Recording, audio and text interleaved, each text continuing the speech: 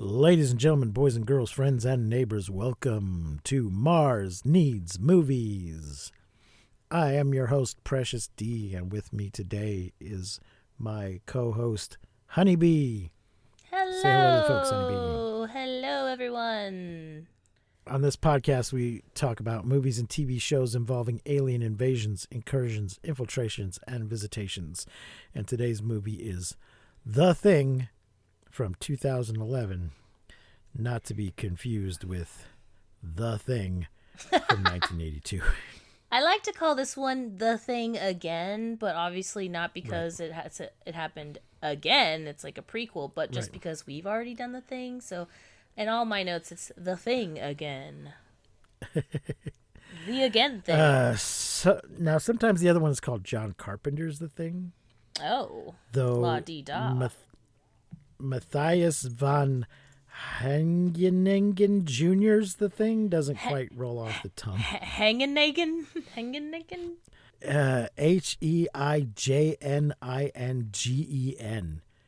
Damn. Heijiningen? I don't freaking know. Is he Norwegian? He's The Norwegians. Dutch. Okay. I was going to say the Norwegians have trolls, elves, and the things. Well, there are Norwegians in this movie. Yeah. This is a direct prequel to John Carpenter's The Thing. Which It honestly, ends where I love. John Carpenter's movie begins. I love that. I love the continuity there. I love it. I don't know if I love it. They did a good job of it. I'm not sure what the point was. I don't know why we needed to go back over the same ground that they already told us in the other movie what happened. We do it much faster, though, in this film. It happens way faster than in the other one, yeah. Okay. Well, it's 103 minutes. How long was the other movie? Or did they just get to the shit much faster? Yeah, they just got to the shit much faster. I mean, it's a pretty good start. And also, I love that we have this lady in it. What is her name? Did you already do the cast? I guess not. I haven't yet. I haven't. I'm doing the budget. 38 million was the budget. That's not too much. Now, are you going to take the over or the under on the box office? I'm going to take under. Yes, 31.5. Damn, boo. I guess a lot of other people said, what's the point of this? And stayed home. I could see that for sure, especially with the, effects. With the other one being so good visually, just being so awesome, and all the effects being so awesome, I could see this being a little bit of a disappointment to that specific crowd, who saw the film, the original film in the 80s. It looks so freaking good, and just being so hyped for this, and maybe being a little bit confused because it's the same damn name. Maybe even thinking it's a reboot of sorts, And then being like, why is McMahon a damn woman? But anyways, and just being kind of confused and not liking it as much. I could definitely see that. Well, I believe I read somewhere that they did it with practical effects and the test audiences didn't like it. Boo! Thought it looked fake. Boo! So test audiences. Tomato. It just looks so good. The practical effects look so good in the first one. Mm-hmm. So I was a little disappointed about this. I mean, there's still some really cool shit in this one, like the CGI, and we get to see some cool shit. But I don't know, it just was so good. So they did a bunch of practical effects. That was their intent to do them as much as possible, but the studio mandated some reshoots to enhance existing sequences, or to make crystal clear a few story beats, or to add punctuation marks to the film of dread. Okay. I don't fucking know. Exclamation mark. Let's see. Another concern was that the use, this is all from Wikipedia, of practical effects made the film look too much like an 80s movie. But that was the whole point. Yeah. In response, seriously. the decision was made to replace most of the film's practical effects with CGI. Well, that's why you didn't go over your fucking budget. Yeah. Should have made it more like an 80s film, man. Yeah. I mean, that to me, that seems like the whole point. But you're right. What are you going to do? All right, let's talk about our cast here. Mary Elizabeth Winstead as Kate Lloyd. Yeah. I love her. She was on Passions. Oh. I did not realize that. She plays an American because everybody else is supposed to be Norwegian. Joel Edgerton as Sam Carter. Oh, he's also an American helicopter pilot. Ulrich Thompson as Dr. Sander Halvorsen. He's Danish. Eric Christian Olsen as Adam Finch. He's Canadian. What the fuck? Adewale Akionoi Agbaye as Derek Jameson, also American. Paul Brownstein as Griggs, another fucking American. Here we go. Trond Espen Seim as Edvard Volner. He's a Norwegian. I'm like, why are you so mad about the Americans? Well, they made a big deal about it being a Norwegian base in the first. Well, not a big deal, but they just mentioned it's a Norwegian base in the original movie, and now all these non-Norwegian people are at the Norwegian base. Kim Bubbs as Juliet, a French geologist. Jorgen Langhel as Lars. He's Norwegian. Christopher Hivju as Jonas. Jan Gunnar Rose as Olav. Stig Heinrich Hoff as Peter. Joe Adrian Havind as Heinrich. Karsten Bjornlund as Carl. Definitely Norwegian there. Jonathan Lloyd Walker as Colin. He's English. Ole Martin Anu Nielsen as Matthias, also a Norwegian. So, I think you already said a little bit, but what were your thoughts and feelings about The Thing from 2011?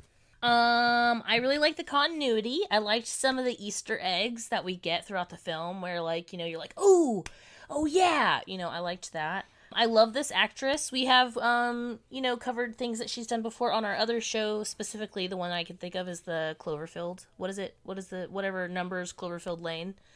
I think she's great. I was excited to see her. I personally love her from Scott Pilgrim. But yeah, I just really love the actress. Oh, right. And I was disappointed about the effects being CGI because I was just like, surely they're gonna camp it up because it's The Thing, and it was just so well done in the first one. But so I may be a little bit disappointed. I did think the pace of this movie was much better in a sense than the first one. I don't think the movie is better, please don't get me wrong, but I do think the pacing was a little better. The first movie's kind of a slow, like, a lot of things have to happen before we start, like, doing things, while as in this movie, we're like, it's really quick with it, so we can see a lot of other cool weird shit.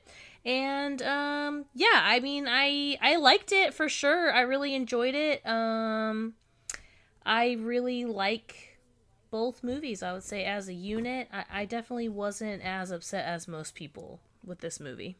Right. So what about you? I guess I was gonna say, I guess I should mention, in case you don't know, this is the third film adaptation inspired by the 1938 novella Who Goes There by John W. Campbell. This, I wouldn't say is an adaptation, it's a prequel inspired by that story. And supposedly Blumhouse is making a new one based on the relatively recently discovered longer version of this story called Frozen Hell. I mean, it's well made. I just don't see the point. I don't know why. It reminds me of Rogue One in Star Wars. I didn't need to see that. I already know how it's going to turn out. I don't care. Damn. I don't need to see how Ugati got the letters of transit. It's fine. I accept that he has them. I don't need an entire movie telling me how he got those letters of transit. Damn. So it's like, it's well made and all. It seems pointless to me. So that's my thoughts. Okay. So let's see here. We got a plot from Wikipedia. Thank you, Wikipedia. In the winter of 1982, members of the Norwegian research station Thule discover an alien spacecraft and a nearby alien body buried in the Antarctic ice. Do we actually see them discovering the Well, so craft? I it's think so, they've already discovered it. well, so basically, there's like all these dudes like in some sort of like snow vehicle, and they end up kind of like I don't know, falling into the fucking earth and discovering it. Like we see them fall into the earth and then turn their headlights on, and then like they kind of see. Right. So we sort of see them discover it, but it's very accidental discovery. You know what I mean? But when we see it in the other movie, it's already uncovered, and in this movie, it seems to be buried. So I'm not sure how it got uncovered. Well, That might be a continuity error there. I'm not I sure. don't think. Well, maybe. I don't know. There's a Because part later where on in this movie, McCready like and- the ship turns on and stuff, and I don't know. I'd have to pay closer there's a attention. part where when they go to see what happened at the other base, that they come across a big pit in the ground, and the spaceship sticking up out of it. And in this part, that's part of it is all covered over. Right, but like halfway through this movie, the like ship turns on and like shakes some shit loose. So Yeah. Now I'm going to go off on a tangent here about Thule. okay. It's a name that pops up in certain things, fantasy and stuff, and occultism and weird shit. And I played a role-playing game called Primordial Thule. And somewhere I read that it was pronounced Thule, and I'm like, I'm not pronouncing it that way. That sounds dumb. Primordial Thule just sounds more cool than Primordial Thule. So when these guys in this movie pronounced it Thule, I was like, fuck you, internet. I'm not the only one that thinks Thule is a stupid way to pronounce it. So there you go. Anyway, they discover a spacecraft and a body buried in the Antarctic ice. Dr. Sander Halvorson and his assistant Adam Finch recruit American paleontologist Kate Lloyd. This is the second movie we talked about today with a paleontologist in it. A woman one too. Woo woo. Yeah. They were both women paleontologists. Kate Lloyd is her name, to investigate. Together with the other movie was Troll, folks, over on our other podcast, Monster Movie Fun Time Go. Together with pilots Sam Carter, Derek Jameson, and crewman Griggs, they fly to Thule Station and meet Station Chief Edvard Wollner, or is it Volner, along with his team of Juliet, Carl, Jonas, Olaf, Heinrich, Colin, Peter, Lars, and Lars's dog. The body, encased in a block of ice, is transported to Thule Station. While the team celebrates their historic find, Jameson witnesses the Thing burst from the ice. Okay, well, so do you think, and I don't know, The ice do you block. think that because they drilled into the ice block and like gave it some fucking air, that's why, or do you think no matter what it was gonna come alive since they cut out the block of ice? I mean, it probably would have had to thaw out a little bit first.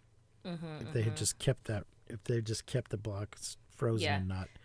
Because she's like, no, gone you don't know into what it. you're dealing with here. Like, don't drill into it. And he's like, don't fucking talk to me like that in front of other people. Yeah. There could be viruses and shit in there. Why did you bring me in if you don't want my expertise? But yeah, he gets mad at her Seriously. for contradicting him. I was so ready for this dude to die. He's like, don't contradict me in front of people. And he like drills the hole. And then like, I was like, man, I'm like, someone fucking kill this prick. Like the Thing. Do the Thing. Get fucked, bro. Yes. Because he just sucks so bad. The team splits up to search for the alien and finds Lars's dog dead.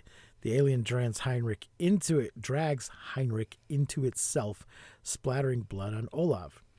The group kills the alien by igniting spilled fuel beneath it. An autopsy reveals that the alien's cells were copying Heinrich's. Olaf falls ill. As Carter, Jameson, and Griggs are taking off in the helicopter to take Olaf to a medical facility, Griggs transforms into a Thing and attacks Olaf, causing the helicopter to crash in the mountains. Hate it when that happens. So I guess at this point we should mention this is a semi-body snatcher situation here. But the Thing just takes on your form temporarily. It either can't or won't maintain a form for too long. It does seem to absorb all of your knowledge.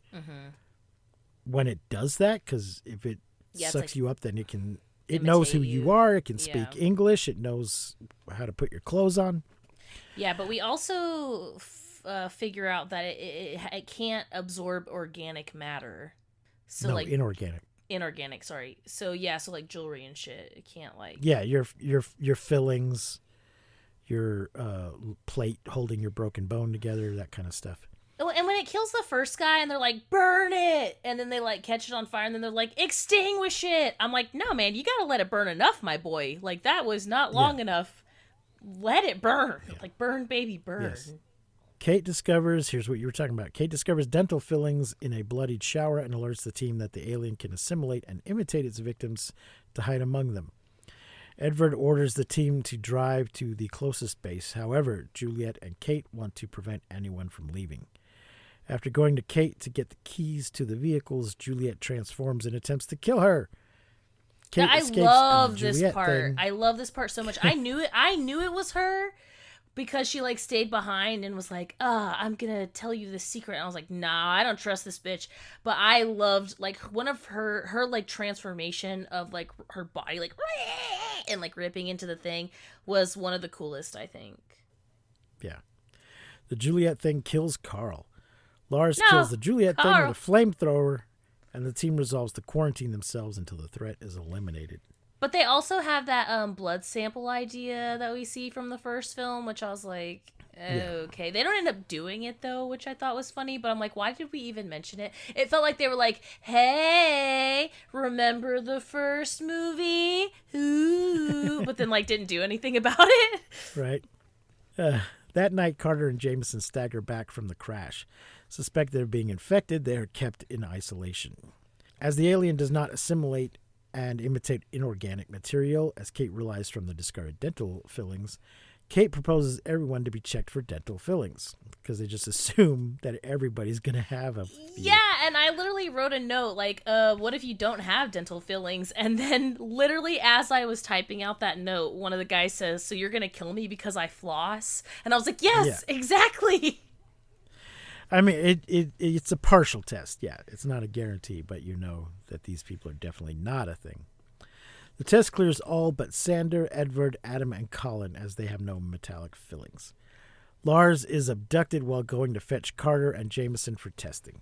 Carter and Jameson break into the main building, shooting Peter dead and puncturing his flamethrower tank, causing an explosion that knocks Edward unconscious. Shot him in the head, too. I was like, damn, that's crazy. Yeah. When brought to the main room, Edward violently transforms into the thing, infects Jonas, kills Jameson, then assimilates Adam. Jesus. The face sucker was so rad in this scene. The little face sucker just... Oh, God. I was like, fuck yeah!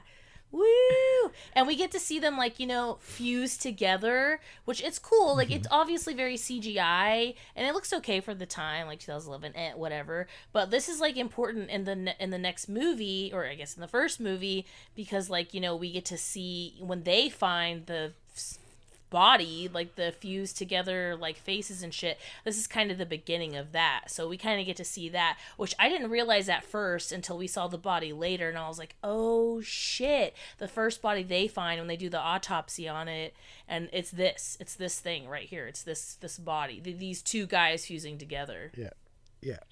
Kate burns Jonas and Jameson before they can fully transform. Then she and Carter burn the Edvard Adams thing before pursuing Sander, who has also been assimilated. The Sander thing drives a snowcat to the spaceship. The spacecraft suddenly activates, shifting and separating Kate and Carter, with Kate falling into the ship and Carter proceeding through the main hatch. I'm not gonna lie, I thought Kate died here. I literally was like, damn, bye Kate. And then on my next note was like, oh no, here she is. Kate encounters the monstrous Sander thing and kills it with a grenade, which shuts down the ship's engines.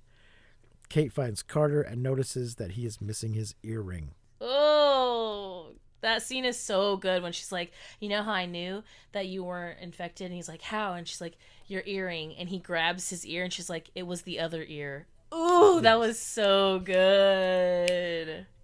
Carter reaches for the wrong ear, confirming to her that he is the thing in disguise. I feel like, though, he should have, because it absorbs your memories and shit, it should have known which ear was pierced. Yeah, I think it was a panic moment, like a, oh shit, you got me. Kate burns the Carter thing, preventing its escape. Kate enters a second snowcat and prepares to drive to the Soviet base 50 miles away. The next morning, Thul's helicopter and pilot Matthias returns to the ruined station. Matthias finds the burned remains of the two-headed Adams thing. Colin's corpse sits in the radio comms room, his wrist slit and a straight razor held in his hand. Lars, having been hiding in the building where Jameson and Carter attacked him, demands at gunpoint that Matthias show his teeth. Lars's dog, thought dead, emerges and runs away. Realizing that the dog is a thing, Lars orders Matthias to give chase in the helicopter. I love that it's like a different dog, but close enough. They're like, it's black and white, it's sort of the same shape, throw it out there. Do you think they were going to make another sequel, a sequel to the prequel? Because Kate goes off towards the Russian base and we never find out what happened to her. I don't think. I mean, maybe. I don't know. Maybe. I think they're trying to leave it. I think they were just like.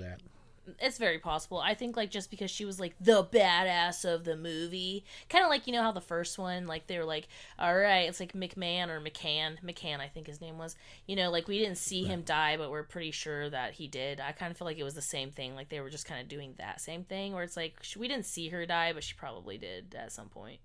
Well, I mean, I know we want to have two guys in a helicopter at the end to then go into the next movie. And I guess they didn't know how else to get rid of her, so they wanted her to survive, but they couldn't have her actually be at the very end of the movie.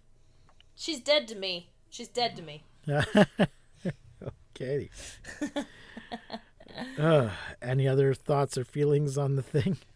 I mean, I don't think so. I loved the creatures. I loved the deaths. I thought they were really great. I thought the movie was really good considering what it is. I really loved the first one, so I was trying not to get my hopes up too high for this one. I thought it was probably going to suck, and I think it did better than what I had expectations for. So, yeah, I thought it was all right. Okay. You know, yeah. How many flying saucers are you going to give this baby? I guess I'll give it 3. Okay, I'm going to give it 4. I liked it. Okay. It's not bad. It's just pointless. So. Well, you could say that about any movie, really.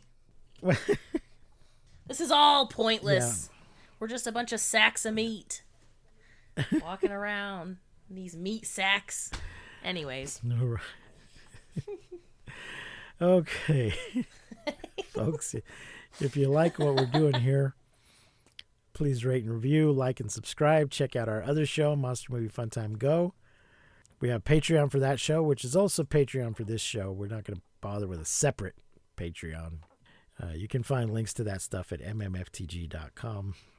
We also don't have a special website for this show yet. We might. I don't know.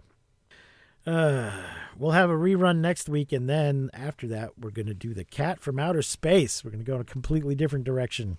And you can watch that on Disney Plus if you're so inclined. Until next time, I have been Precious D. And I have been Honey Bee. Remember to keep watching the skies. We won't see you, but you will hear us next time on Mars Needs Movies.